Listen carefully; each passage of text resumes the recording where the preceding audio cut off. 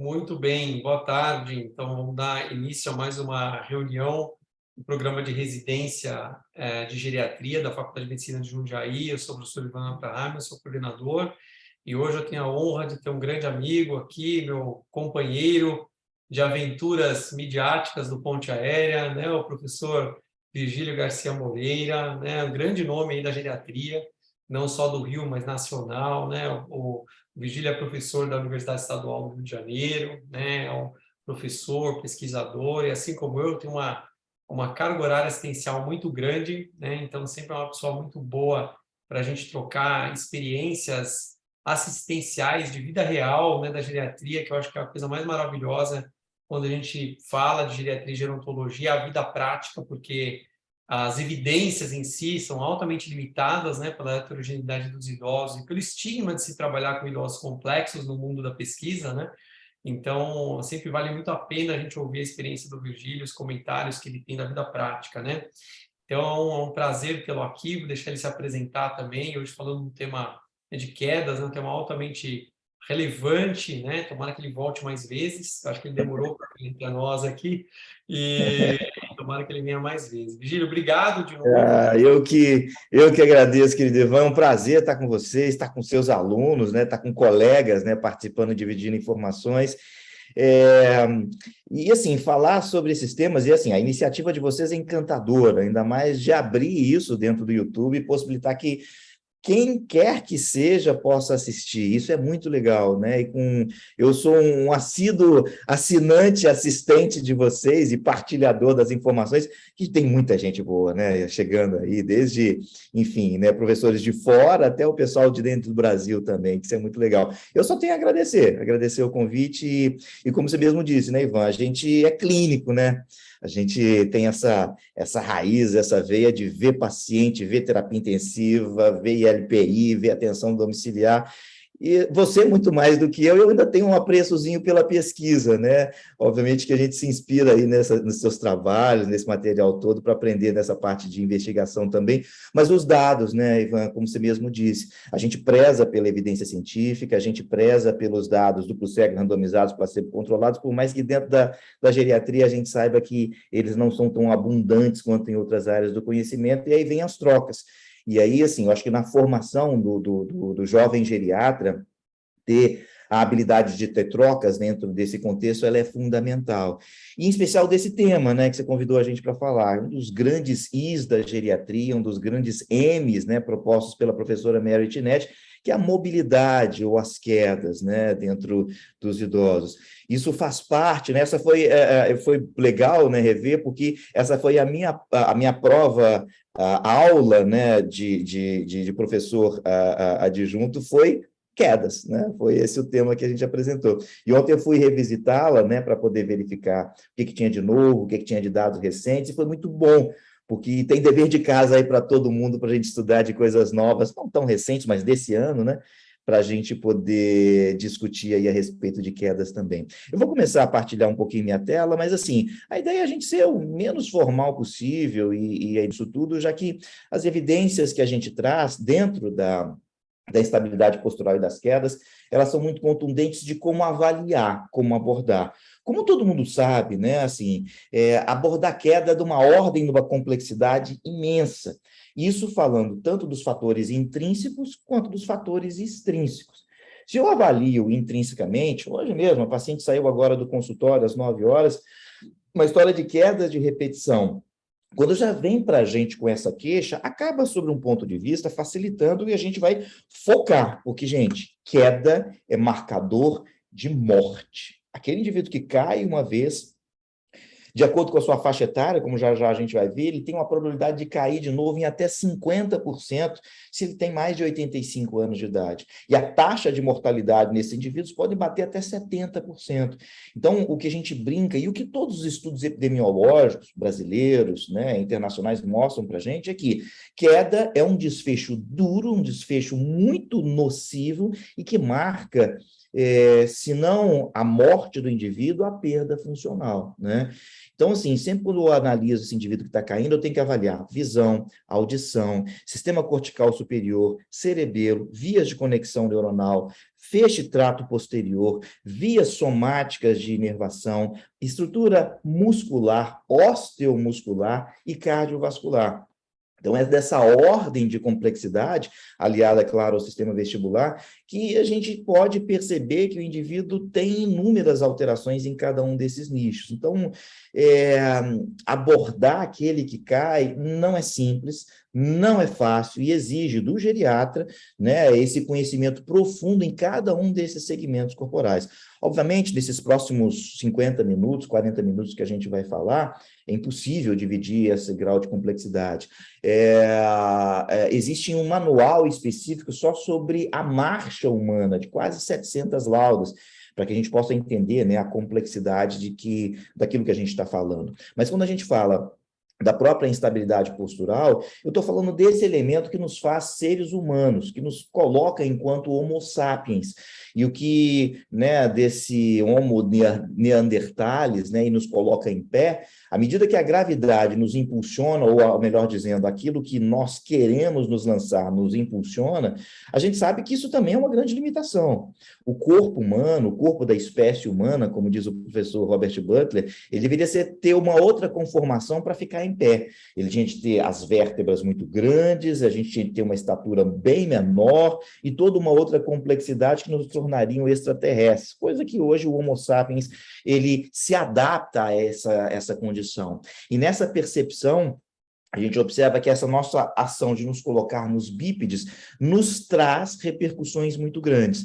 E daí é o que todo instante a gente sempre fala na geriatria, né? Em especial na gerontologia, prevenção. Então, para que aquele indivíduo consiga envelhecer bem, não ter quedas, a prevenção prévia nesse elemento osteomuscular, cardiovascular, visual, auditivo e cortical, ele tem que estar sempre sendo estimulado. Porque as quedas apresentam todo esse conjunto de consequências que vocês estão vendo aí na residência, né? Aquele indivíduo que cai, ou até mesmo aquele que ainda não caiu, ele tem o medo de cair. Ele tem a tal da pitofobia, que é um termo extremamente novo, estudado aqui no Brasil, nos últimos 7 a 10 anos, poucos papers, no mais talvez aí 15 papers que tratam de dados epidemiológicos sobre a pitofobia aqui no Brasil, e lá fora já sendo estudado um pouco mais de tempo, que aquele indivíduo que cai ou meneia cair, ele tem medo de cair, e o medo dele cair traz um comprometimento das atividades de vida diária, traz um comprometimento da sua interação com o meio, das suas relações sociais. Com isso, traz mais isolamento, podendo surgir até o que os dados epidemiológicos do Brasil mostram, um aumento do índice de depressão, um aumento de alterações de força de cisalhamento, aumentando também o risco de lesão de pele por pressão, uma vez que esse paciente fica mais tempo também sentado.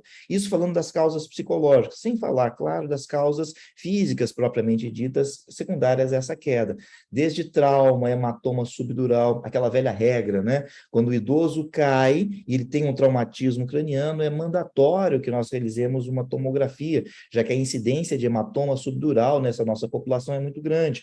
E, às vezes, aquele indivíduo que caiu há 6 meses vem apresentar uma consequência desse hematoma subdural tempos depois, né? Então, essa anamnese muito bem detalhada sobre o que aconteceu com esse indivíduo para que, talvez, que ele venha no nosso consultório, no nosso ambulatório, com uma queixa de perda de memória ou de um delírio estabelecido, teve alguma queda no passado, né? Então, como isso se comporta, isso faz parte da nossa investigação constante, né?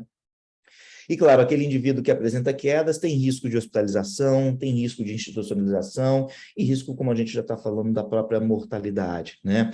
A hospitalização está diretamente associada a fraturas, a hospitalização pode estar diretamente associada ao próprio hematoma subdural e a institucionalização, uma vez que, muitas das vezes, esse indivíduo apresenta tanta sarcopenia, apresenta osteosarcopenia, ou, às vezes, ele tem uma síndrome demencial e que, dentro dessa síndrome, ele cursa, por exemplo, com a perambulação e, dada a sua fragilidade osteomuscular, ele levanta, cai, levanta, cai, levanta, cai.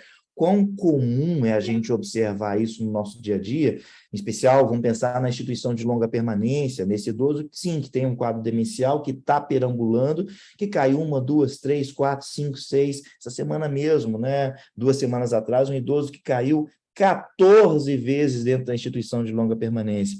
E por mais que nós tenhamos todo um conjunto de proteção e a indicação peremptória de não contenção, seja química ou seja física, a única trajetória mais adequada para proteger é que esse indivíduo tenha um cuidador 24 horas ao lado dele para que esteja ali protegendo, para que ele não caísse novamente, né? Então, são alguns dos aspectos do nosso dia a dia que a gente observa. Além disso, dada a fisiologia do envelhecimento, esses nossos idosos, eles têm um timing de recuperação também diferente. Vide esse idoso que caiu, ele foi para um hospital com a fratura de colo de fêmur, submeteu-se a um procedimento cirúrgico, os 7 dias, 5 dias que ele ficou acamado, ele pode perder até meio quilo de massa muscular magra. Ele chega andando e sai de muletas com as limitações associadas, mas com toda uma dificuldade de voltar ao status funcional anterior, né? O imobilismo, como nossos antecessores médicos prescreviam, a gente sabe hoje que isso é patológico, né? A gente não indica repouso ao leito. Bed rest, né, no capítulo de mobilidade, é claro que a gente indica em condições muito, muito particulares, mas no mais das vezes andar, movimentar, né? E, claro, sem falar no impacto da queda, nesse nicho social que envolve o indivíduo. Muitas vezes, na tentativa de proteger, um filho começa a restringir a autonomia desse idoso. Na tentativa de evitar que uma nova queda aconteça, evita que o idoso vá ao mercado, que ele tem prazer em fazer. No mercado ele se socializa, no mercado ele entra em contato com as pessoas que ele ama, no mercado ele faz a sua caminhada e aquele filho, vendo que ele caiu 1 ou 2 vezes, impede ele ao mercado. O que a gente tem que trabalhar junto é uma autonomia supervisionada, para que ele faça aquilo que ele precise fazer, sem que tenha as consequências associadas a isso tudo, né? E sem falar, sem sombra de dúvida, né, uma vez desses perfis epidemiológicos, né, dos custos associados a uma queda, os custos diretos e os custos indiretos. São dados do material do DataSUS, né, das internações hospitalares e os custos, em especial no Sul. Não vou entrar em detalhes sobre valores, mas assim, o peso que isso traz para a sociedade é muito grande. E mais importante, o que nós fazemos hoje na geriatria e gerontologia é tentar fazer um reconhecimento precoce dessas quedas. Ou seja, se observa alterações em cada um desses segmentos que a gente acabou de citar, é nosso papel fundamental a gente apresentar medidas possíveis de intervenções em cada um desses nichos. Então, qual que é o objetivo nosso, nesse nosso curto bate-papo aqui? Reconhecer o problema das quedas e as consequências nos idosos, discutir a prevalência de quedas nos diversos cenários nos quais nós lidamos com esse idoso, porque se nós pegarmos os dados da professora Mônica Yassuda, pegarmos dados da Rede Fibra, da Rede SAB, a prevalência na comunidade de quedas é em torno de 29% a 30% na população aqui no Brasil. De cada 10 idosos, 3 vão cair ao longo de um ano. E esses 3, pegando todos os dados que a gente tem de fragilidade, dados de sarcopenia, ou os dados daqueles profissionais que trabalham com a gestão de saúde, são os 20% a 30% da população que vão evoluir com todos os desfechos indesejáveis. A gente pensa que no Brasil, na comunidade, nós temos, pelo estudo SAB, 8,8% de prevalência de fragilidade, e esses frágeis é que necessitam da orientação da equipe multi, que precisam do geriatra, do cuidado, do caso a caso. Então, a gente começa a pensar que talvez a queda, por exemplo, pode ser a porta de entrada para esse conjunto de desfechos indesejáveis. Então, discutir essa prevalência nesses cenários é muito importante. Identificar os principais fatores de risco e as principais medidas de proteção. O que eu vou fazer para ajudar esse indivíduo que está caindo, né? Há pouco tempo atrás, né, a Ivan e eu, a gente fez um bate-papo, né, junto com a Andréia, sobre quedas dentro do próprio ponte aérea. E aí tem um dever de casa novo para vocês, que já eu vou trazer, para a gente pensar os melhores níveis de evidência para que a gente possa tratar as quedas, né? Selecionar os principais instrumentos de rastreio para quedas, escrever a abordagem diagnóstica dos principais fatores de risco e escolher, claro, as melhores intervenções terapêuticas. Não resta dúvida, se dentre os fatores intrínsecos esses indivíduos apresentarem uma arritmia, uma fibrilação atrial, obviamente eu vou tratar esse indivíduo a respeito dessa condição. Se tiver uma sarcopenia, vou tentar abordar a sarcopenia. Se tiver uma catarata limitando a visão, vou tratar a catarata. Sempre pensando nas lesões ou nos órgãos acometidos e nas propostas terapêuticas também. Agora, quando a gente pensa nessa associação das intervenções, eu estou falando em comida, eu estou falando em exercício de ação multimodais, que já já a gente vai ver, e eu estou falando, sem sombra de dúvida, de agregar essa família para que ela compreenda a necessidade dessa autonomia que esse idoso tem, mas, ao mesmo tempo, das intervenções que são necessárias. Um nonagenário caidor é super preocupante, porque, geralmente, essa geração, não tem o hábito de fazer exercício, não tem o hábito de ter uma alimentação, como os dados do Vigitel, ou como os dados do SAB, ou como os dados do próprio IBGE mostram para a gente, que a ingesta proteica está muito baixa. Então, a gente tem que saber adequar, respeitando o timing daquele indivíduo, e promover mais proteína e mais exercício, não resta dúvida, né? Por definição, a queda é isso, um deslocamento não intencional a um nível abaixo da posição inicial, né? Isso é importante porque isso é questão de prova. A prova de título pergunta lá as definições de queda, isso é relevante para a gente identificar. Agora, é importante a gente reconhecer que, nesse quadro, nessa definição, o arguir o paciente, né, ele faz parte de toda a anamnese. Já já a gente vai ver essa evidência científica de que, assim, a cada consulta, a Fielding colaboradores, lá nos anos de 2001, eles fizeram um conjunto de testes de rastreios mínimos para os quais a gente tinha de submeter esse idoso que fazia avaliação conosco. E as quedas, o arguir sobre estar caindo, ele é fundamental em toda consulta, assim como perguntar sobre continência urinária, assim como perguntar sobre o hábito intestinal. Caiu da última consulta para cá? Teve alguma instabilidade? Cair? Quais foram as características dessa queda? E já já a gente vai ver esses itens, né? Porque nos vários cenários onde a gente aborda o idoso, se o idoso está na atenção domiciliar, se o idoso está numa enfermaria, né? Não é à toa, vocês veem na unidade hospitalar de vocês que eu sei que tem isso. Lá tem uma pulseirinha com risco potencial de quedas, né? Quantas vezes em unidade de emergência no passado eu já vi paciente em quadro de delírio, em agitação psicomotora, lá quando eu fazia meu plantão de emergência, ele cai do leito, na unidade de emergência, quando não existiam os critérios, né, de proteção individual. Isso é queda, isso é observação, ele está abaixo de um nível no qual ele não se encontrava previamente. Então, esses dados, eles são muito importantes para que a gente possa saber reconhecer essa queda e saber propor essa intervenção. Do ponto de vista de epidemiologia, é isso, né? A incidência aumenta com a própria idade, variando de 28% a 35% depois de 65 anos de idade, uma prevalência que pode chegar até 55%, segundo algumas coortes comunitárias, naqueles acima de 85 anos de idade. Acima de 75, segundo o COU e colaboradores desse dado de 2017, a prevalência chega a 42%. Gente, hoje, nós não estamos falando mais na terceira, a gente está falando na quarta idade. E esses que são da quarta idade, acima dos 80 anos de idade, são os que mais precisam da nossa atenção enquanto geriatras. Óbvio, tem pacientes mais jovens para fazer um trabalho de prevenção com a gente, para envelhecimento bem-sucedido, mas o treinamento que é focado na residência de vocês, e o treinamento que o próprio Ministério da Saúde e Educação indica para a formação do geriatra, é para cuidar do frágil.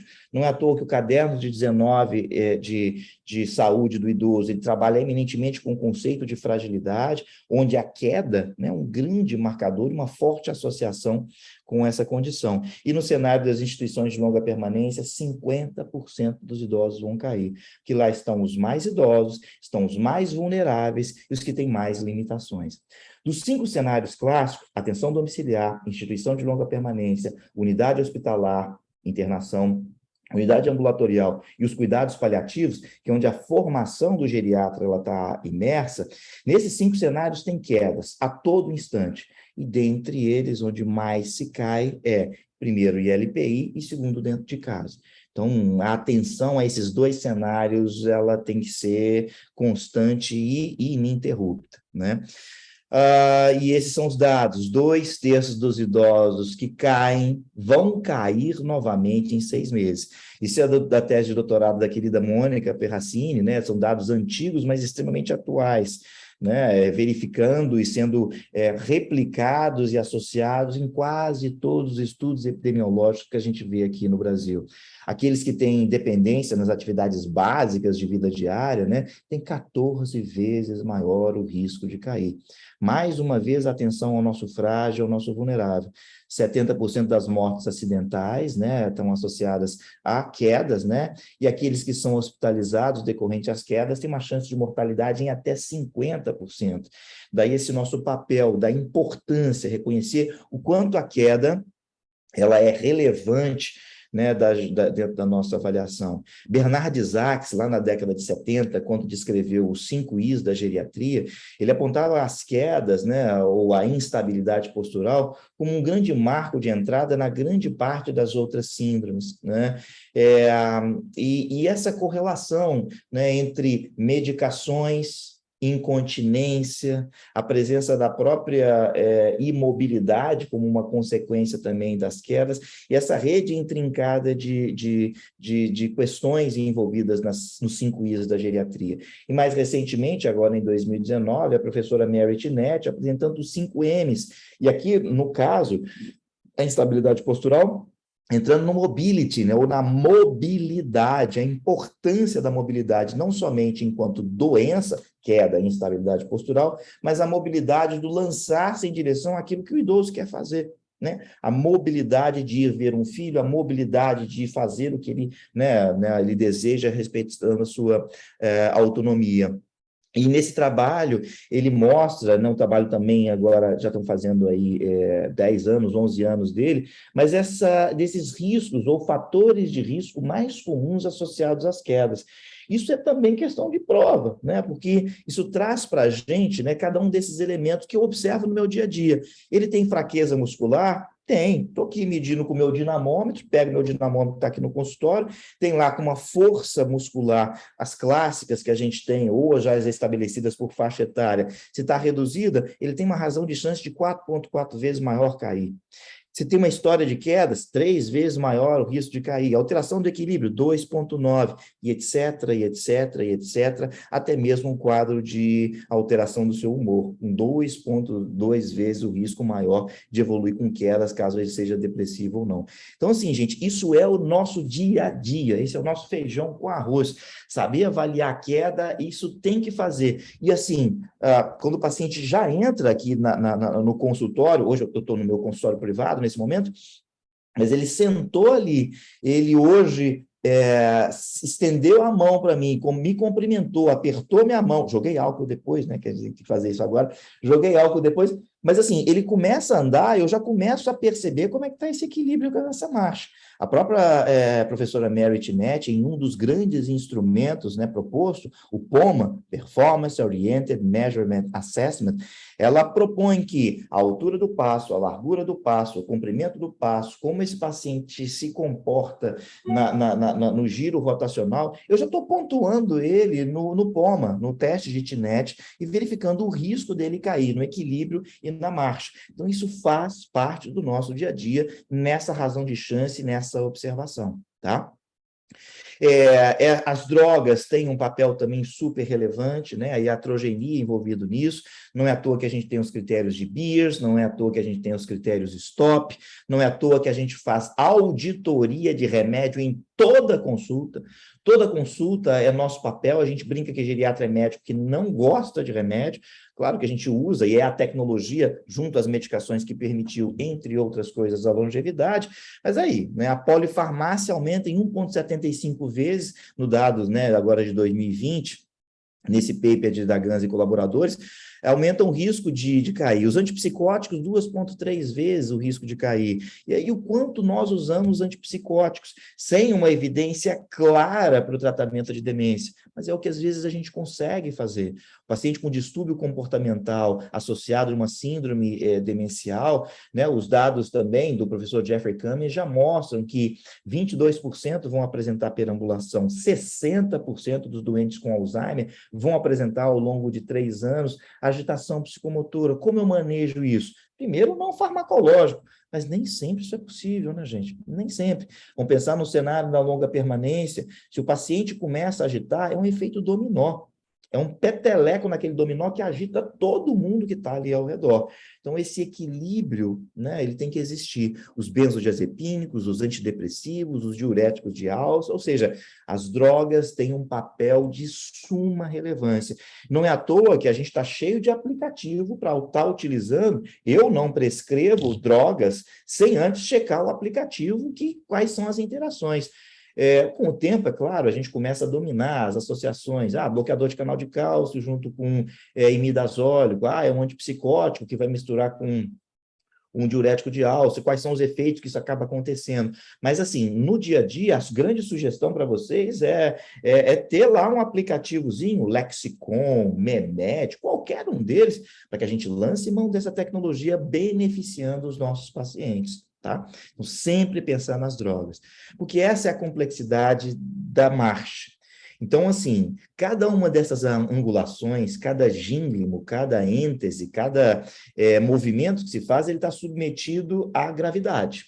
E essa gravidade, de acordo com a amplitude que esse idoso tem, a massa muscular que ele apresenta, a estrutura óssea que foi trabalhada ou não trabalhada ao longo de uma história de 6, 7, 8 décadas de vida, ela vai sofrer alteração de cada um desses ângulos. E é o nosso papel olhar, né? Eu acho que eu trouxe para vocês, né? Existe um instrumento que é o Gait Ride, que é um instrumento de marcha e equilíbrio, que é uma plataforma de 9 metros, onde existem sensores nessa plataforma com várias câmeras acoplados a um computador que dá tudo isso para mim. Mas a nossa realidade, nós não temos isso, né? Um aparelho desse custa $100.000. A gente tem a criatividade. Então, com a criatividade, a gente olha, analisa e observa passo a passo, né? A descrição de Laennec, lá de 1814, quando ele observava cada um daqueles pacientes, ele sabia dizer de onde o paciente vinha, qual é a moléstia, só de ver o paciente. É esse exercício que na geriatria a gente tem que elaborar e a gente tem que participar. Porque existem também fatores fisiológicos. Quando eu envelheço, há uma diminuição do comprimento dos meus passos, um aumento da frequência desses passos, com uma diminuição da velocidade da marcha, de forma fisiológica, né? O clássico ponto de corte, 0,8 metros por segundo, continua presente. Hoje, à luz da ciência, ou acaba sendo o grande ponto de corte que a gente consegue definir. Se esse indivíduo está mais lento que 0,8, ele está alterado. Agora, de forma lenta e gradativa, por alterações da força de preensão, da velocidade, ou melhor dizendo, pelos constituintes intracelulares, redução de água intracelular e aumento da gordura corporal, esses 3 fatores eles estão presentes. Então, é esperado que até pelo alentecimento da velocidade de condução neuronal, fisiológicas também, isso aconteça, né? E isso se expresse no nosso idoso. Esse aumento do número de passos e aumento do número de frequência, ele se faz na tentativa de manter a mesma velocidade. Mas aí nós temos vários tipos de marcha, que eu não vou entrar aqui, marcha anserina, marcha helicópode, ou de outras doenças associadas aí que a propedêutica traz para a gente, mas eu não estou falando de doença, aqui eu estou falando de aspectos fisiológicos. A gente vai ter um aumento do duplo apoio, a gente vai ter uma diminuição da rotação pélvica, uma diminuição também da impulsão.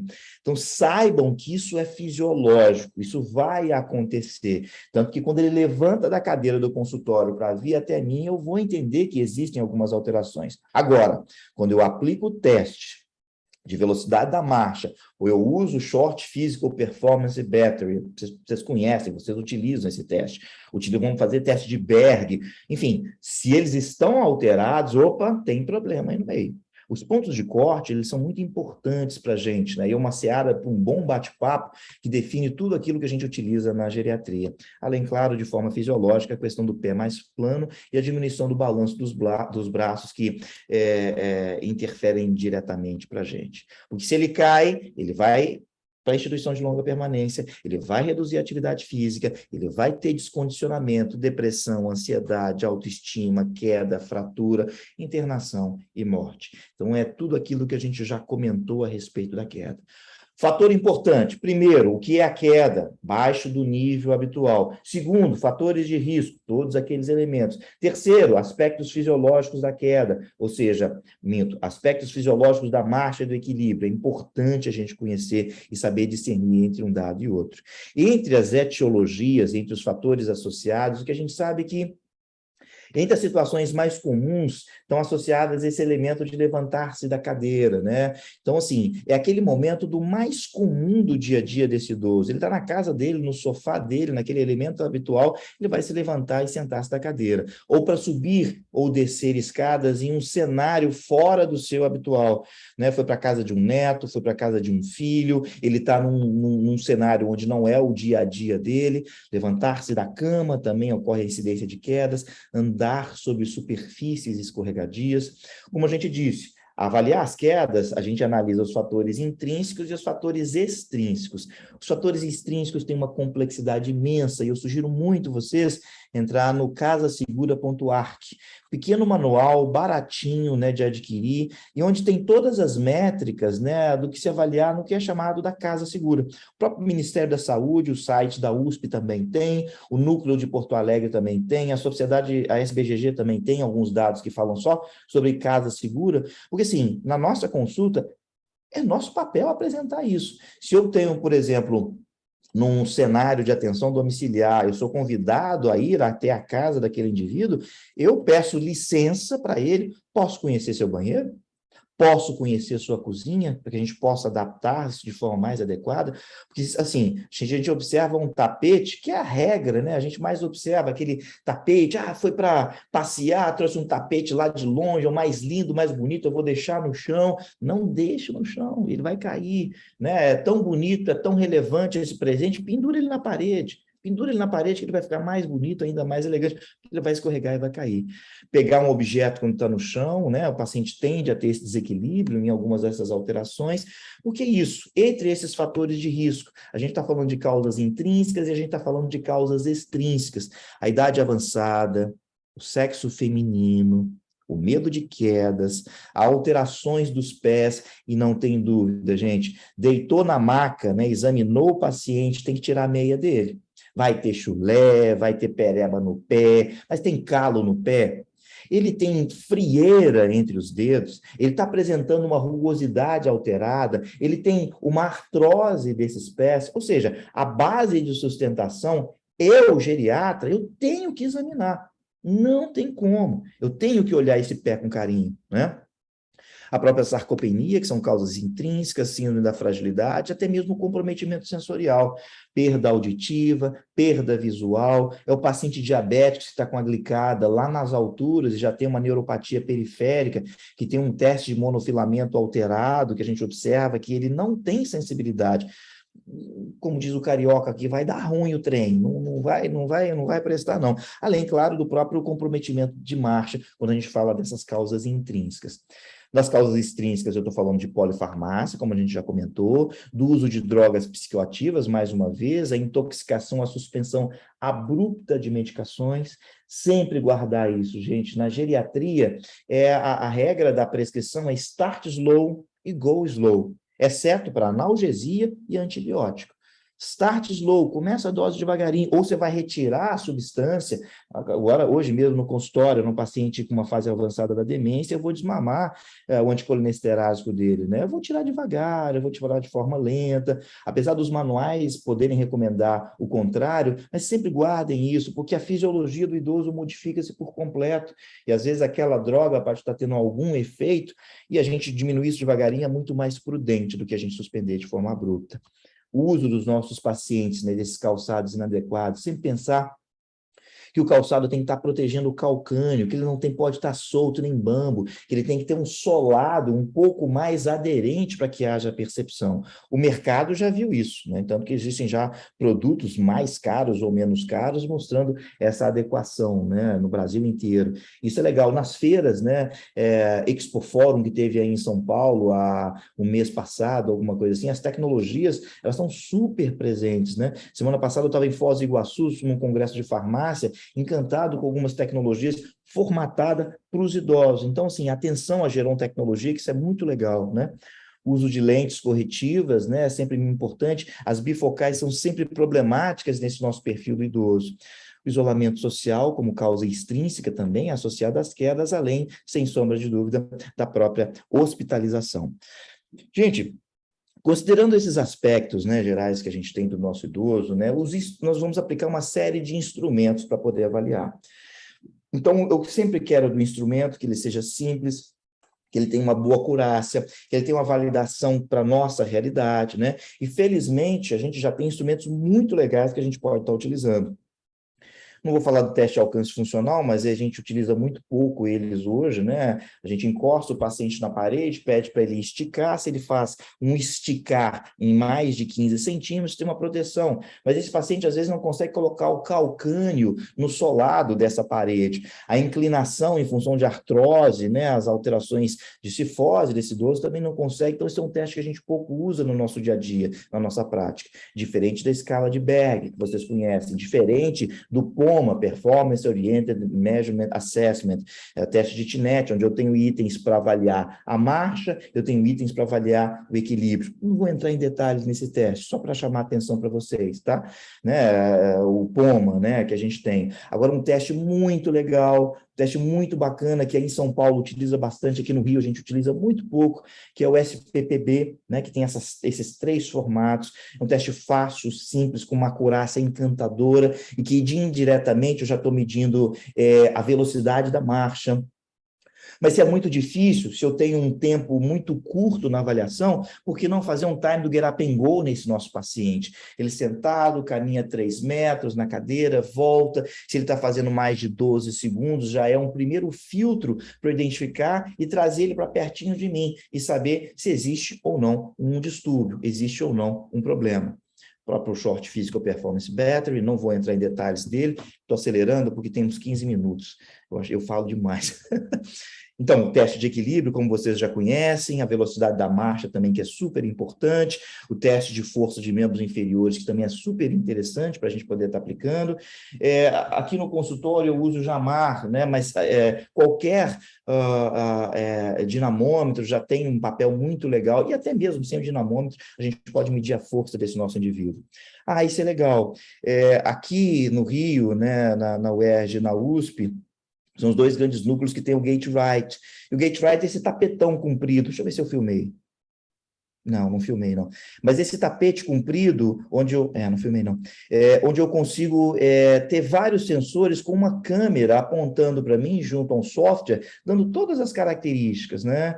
São esses 16 mil sensores, né, captando essas informações em tempo real a respeito da marcha e o equilíbrio. Mas, volto a dizer, essa é uma tecnologia extremamente interessante, padrão ouro, né, para a gente verificar marcha e equilíbrio, mas não é disponível, né, amplamente para a gente. E daí a gente usa a criatividade com todos esses testes, desde escala de eficácia de quedas, Berg, etc, etc, etc, etc. Agora, Virgílio, beleza, entendi que tem instrumentos, entendi que tem várias medidas, mas como é que eu abordo o meu paciente? Volto a dizer, observação desde o primeiro momento. E nessa observação, algumas dessas características, né, nessa verificação, eu vou estar sempre rastreando esse indivíduo. Tem 60 anos de idade, eu vou estar perguntando para ele a toda consulta, teve 2 ou mais quedas no ano anterior, ele veio para a consulta com a queixa de queda, essa é a queixa principal, então, em cima disso, a gente vai estar tentando avaliar. Se ele tem alterações nesse rastreio, com dificuldade de deambular, ou com uma história de repetição de quedas, não tem dúvida, eu vou mergulhar na história clínica, de tentar entender como, de que forma, de que maneira, como aconteceu cada uma dessas quedas, e tentando identificar esses riscos, né, multifatoriais, medicações, acuidade visual, comprometimento neurológico, força muscular, cada um desses elementos, como a gente já verificou. E, a partir daí, tentar identificar qual é a causa, né, o motivo pelo qual está levando essa queda. Em alguns cenários, sempre no idoso caidor, em especial em 2 cenários que particularmente eu aplico isso, eu lanço mão de um questionário, né? Na verdade, é uma pequena anamnese, por exemplo, na longa permanência, sempre quando o idoso cai, eu deixo anotado para que a equipe de cuidados ou os técnicos de enfermagem digam para mim o que ele estava fazendo no momento da queda, o que aconteceu imediatamente prévia à queda ou durante a queda, claro, se observaram, se teve trauma ou não associado à queda, porque essas são algumas perguntas, gente, que fazem parte da nossa anamnese, que vão delinear a hipótese diagnóstica. onde caiu, o que fazia no momento da queda, alguém presenciou a queda, faz uso de drogas que, porventura, podem ter sido iniciadas num dia anterior, uma semana anterior, aquele idoso que começou um diurético, aquele idoso que começou um antipsicótico, por exemplo, até mesmo um antidepressivo, né, que é muito comum no nosso dia a dia. Faz uso de bebida alcoólica, né? Então isso é muito comum também, né? Houve queda nos últimos 3 meses, mudança recente do estado mental, fez avaliação oftalmológica. O que eu quero ver com isso? Quero ver visão, sistema vestibular, auditivo, estrutura cortical superior, feixe cordonal de transmissão, cerebelo, minha estrutura osteomuscular e meu aparelho cardiovascular. Esse é o grande resumo dos elementos fisiológicos que eu tenho que avaliar, né? E essas perguntas na avaliação clínica, elas têm que estar presentes. Além disso, no exame físico, acuidade e sempre verificar, gente, a hipotensão ortostática. Se esse indivíduo cai 20 milímetros de Hg na pressão sistólica ou 10 na diastólica, tem problema. Tem problema entre a posição deitado, sentado e em pé. E é mandatório todo geriatra a gente fazer a verificação dessas 3 medidas da pressão arterial. Que é com isso que a gente pega, por exemplo, se eu comecei aquela droga que está ou não gerando hipotensão ortostática, e o risco dela estar evoluindo ou trazendo para que esse meu indivíduo apresente a queda. Eu tenho que fazer uma avaliação auditiva, teste simples do sussurro, ou às vezes até uma avaliação da acuidade visual com teste de Snellen. Pega o cartãozinho que a gente utiliza no nosso dia a dia, pede para o paciente esticar o braço, colocou ali, viu o cartãozinho de Snellen, como é que está se comportando. Cola, gente, né? Eu tenho aqui um testezinho do desenho do relógio, eu tenho um mini exame de estado mental colado, eu tenho um fecha os olhos desenhado, todo mundo tem isso, e isso a gente precisa usar no consultório, no ambulatório, em todos os cenários que a gente aborda esse nosso perfil do idoso, a gente tem que ter esse material para poder estar utilizando, né? Exame músculo-esquelético, exame neurológico, avaliação dos pés e dos calçados. Sempre entender nesse exame físico ele é fundamental. Claro, né, a avaliação da hipotensão ortostática, né, como a gente está conversando, isso faz parte, isso é regra do exame físico. Há pouco tempo me convidaram para trabalhar num lugar que não tinha nem maca. Eu falei, desculpe, aqui eu nem entro. Como eu vou fazer uma avaliação do idoso se eu nem boto ele deitado, se eu não palpo o abdômen, se eu não faço ausculta respiratória, entendendo todas as nuances, né, e os respeitos às outras especialidades que, porventura, sequer examinam. Mas, gente, nós somos clínicos. Eu tenho que palpar o idoso, eu tenho que sentir o indivíduo. Isso é um ato antropológico. Quando o paciente ele vem ao ambulatório, internamente, dentro dos aspectos da soma dele, ele se prepara para aquilo que supostamente é a cura. E o ato de eu retirar a sua blusa, de eu despí-lo, isso é um ritual antropológico em direção à cura. Não privem o seu paciente disso. Não privem a atitude de vocês, enquanto médicos, dessa ação. O simples fato de botar a mão no tórax e pedir para ele repetir 33, muitas das vezes eu não quero nem ver o frêmito, muitas vezes eu não quero ver... Não, muitas vezes eu quero o ato antropológico de, caramba, alguém me examinou, alguém me pediu para falar 33, alguém me deitou e mediu minha pressão arterial, alguém me sentou e mediu a pressão arterial, mediu também em pé. Caramba, que diferença isso faz? Antropologicamente e, claro, biologicamente. A visão, dentro dos aspectos que a gente vê, eu quero trazer só essa imagem por isso. Essa é supostamente a visão normal, esta é supostamente uma visão com catarata. Vejam, um borrão na área central, né? E, gente, com testezinho de Snellen, acurácia e sensibilidade e especificidade, 98%. Já consigo verificar se tem alteração ou não. Então, essa é uma imagem que a gente consegue ver, para vocês terem, né, uma noção do que seria a catarata. Aqui, uma degeneração macular, essa famigerada degeneração macular. Como se comporta uma bolinha ali no meio que eu consigo ver só a periferia. Diferente do glaucoma, que a periferia toda está comprometida e o indivíduo não consegue verificar ou auscultar isso de forma adequada, né? Então, analisar os fatores intrínsecos e, sem sombra de dúvida, analisar os fatores extrínsecos desse indivíduo. E esse é o elemento, né? Essa aqui é uma imagem do site do Ministério da Saúde, olhando um foco só no banheiro. Mas vocês podem olhar em vários outros cenários, né? O ambiente dentro da cozinha, o que eu posso modificar, o ambiente no corredor, o que eu posso ajustar, né? Os tapetes soltos ou não, os acessórios que podem ser utilizados em cada um desses cenários. Eu não vou me ater a isso, não vai dar tempo, mas assim, pode ser isso caro para chuchu da melhor marca, do mais bonito, ou como na equipe de Sobral, sei lá no Ceará. O pessoal fez pequenas adaptações para que essa senhora cadeirante pudesse tomar banho sozinho, ter o respeito ao momento dela, né? Então, esse é o nosso papel, é ensinar, é dividir isso com esse nosso idoso que vem para consulta, né? Algumas das inúmeras orientações, né, para esses aspectos, né, extrínsecos dessa nossa abordagem, dessa nossa avaliação, e a gente pensar dessa avaliação também pós-queda. Então, é muito importante. Ele teve crise convulsiva após a queda, ele teve alguma laceração após a queda, ele teve perda da consciência após a queda. Então, sempre pensar o antes da queda, o durante a queda e o depois da queda. Guardem essa informação. Caiu, fez traumatismo encefálico, é mandatório esse paciente ser submetido a uma tomografia de crânio. Que volto a dizer, o risco de hematoma subdural ele é muito grande no idoso. Eu sempre digo isso para os idosos ou para as famílias. Ah, mas doutor, ele está bem, não tem nada, e etc, etc. Vamos só observar? Não, não vamos só observar, não. Nós vamos tomografá-lo. Eu insisto 1, 2, 3, 4, 10 vezes se forem necessárias, né? Porque eu insisto, né? Hematoma subdural é algo que a gente cura.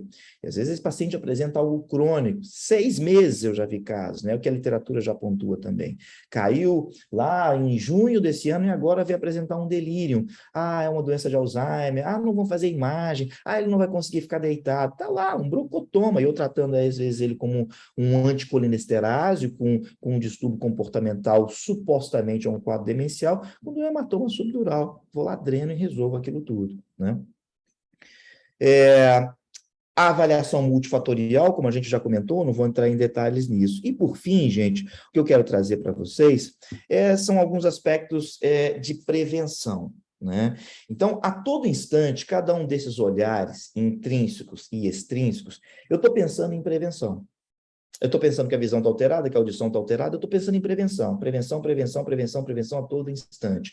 Agora, a grande questão, né, do que a gente discutia, né, no passado, eu acho que foi o ano passado, né, André, que a gente falou sobre quedas, as evidências científicas eram muito legais, né?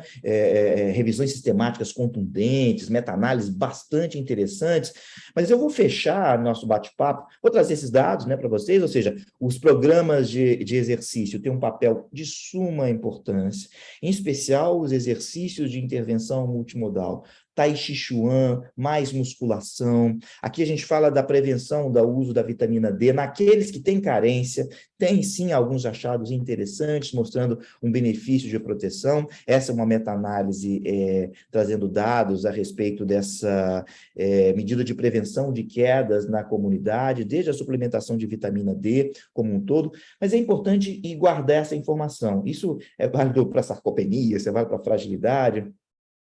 Os trabalhos só mostram benefício quando há redução. Se o indivíduo já tem níveis adequados de vitamina D, suplementar a vitamina D não tem nenhum dado concreto que mostre que isso acaba sendo benéfico, né? Agora, alguns dos exercícios, e aqui brilha o Tai Chi Chuan, brilha o Patuanshin, brilha o Qigong, alguns desses elementos quando trabalham com equilíbrio e força, mas o grande paper trabalho da terapia ocupacional, que é encantador nesse nicho de prevenção, ou seja, o exercício multimodal para tentar fortalecer cada um desses elementos, cardiovascular, neurológico, visual, auditivo, vestibular e todas essas conduções. O artigo em si, que eu quero terminar a nossa prosa hoje, é um artigo publicado agora na Aging in Aging, né? Se não me falha a memória, foi em julho. Deixa eu só mostrar isso para vocês. Atenção ao Exercise Games, que os exercícios com Kinect, Xbox, isso, gente, vai revolucionar. E já a Geron Tecnologia vai trazer mais dados para a gente dentro disso tudo. Já existem oficinas específicas em alguns centros de convivência. trabalhando especialmente com o Kinect, Xbox, e os sensores, os multissensores que trabalham com movimento, né? A gente já sabe que a Apple já está trabalhando em cima disso, a própria Garmin também já está trabalhando sobre esses sensores das medidas de proteção. Então, atenção a esses dados, que isso vai revolucionar. E volto a dizer, a Geron Tecnologia tem um papel muito legal, mas muito legal. Mas o que eu quero trazer de dever de casa para vocês, nesses últimos 2 minutinhos da minha prosa, para terminar 1 hora certinho, é esse guideline, né? 39 autores, 39? 39 autores, 39 países, 5 continentes, discutindo esse World Guideline para prevenção e o manejo de quedas. Gente, isso aqui é o suprassumo daquilo que a gente tem. Esse aqui é o estado da arte, que eu não vou falar nada disso para vocês. Vocês vão pegar o paper e vão ler a fundo cada um desses aspectos. Porque, assim, o grau de recomendação, eles fizeram muito parecido com os critérios de Beers, né? Onde eu tenho a força de recomendação sobre cada uma das intervenções. Exercício resistido, exercício de equilíbrio, intervenção multimodal, ou seja, fortemente recomendado, segundo a força, ou fracamente recomendado. A qualidade da evidência científica A, B ou C, em cima de cada um desses papers, ou não existe nenhuma evidência, só o consenso entre os especialistas sobre o benefício de cada uma dessas questões. Então, esse paper, vocês têm acesso, né? Ivan tem ele, eu tenho, vocês já devem ter lido, inclusive, tomara que sim, que é um paper, já tem uns 3 meses, talvez, 3 meses, 3, 4 meses, alguma coisa assim, mas, assim, eu volto a dizer, é o estado da arte a respeito dessa condição para a data de hoje, para 2022, para novembro de 2022. Isso vai balizar a informação e para fazer desse nossa prosa não algo de cima de baixo, mas para que a gente divida esse conjunto de informações. Esse é o algoritmo que ele propõe, para que a gente possa fazer esse manejo, ou seja, em toda a avaliação, ou cada avaliação anual, perguntar para esse indivíduo se ele teve queda nos últimos 12 meses. Se, além de quedas nos 12 últimos meses, ele tem um medo de cair, essas 3 condições, tricky questions que ele coloca, né? Caiu no ano passado, se sente inseguro para caminhar ou andar, ou tem preocupação com queda, já colocou a pitofobia aqui no meio, né? Então, ele já aqui fala que a gente tem que fazer uma avaliação de queda, identificar se tem fragilidade, se tem dificuldades no ambiente externo, e para cada uma dessas áreas, um risco, uma avaliação, uma abordagem ou um perfil específico, como está aqui no paper para vocês. É um paper grande, são 36 laudas que umas 6 devem ser só de referências bibliográficas, mas traz para a gente, volto a dizer, o escopo da área de melhor evidência, né? A perspectiva da avaliação, do risco multifatorial, vejam, a grade 1B de recomendação. Então, esse aqui é o dever de casa para vocês. Tá? Vocês possam ler com calma, discutir com calma e a gente, em algum momento, dar seguimento para essa nossa prosa aí e pontuar a respeito dessa questão mais relevante. Por fim, quedas, os que são as quedas. 2, fatores de riscos para as quedas. 3, o que avaliar dentro da fisiologia do envelhecimento. 4, fatores intrínsecos e fatores extrínsecos, além da prevenção de quedas, tá? Gente, obrigado pela atenção de vocês. 1 minuto passado na pinta.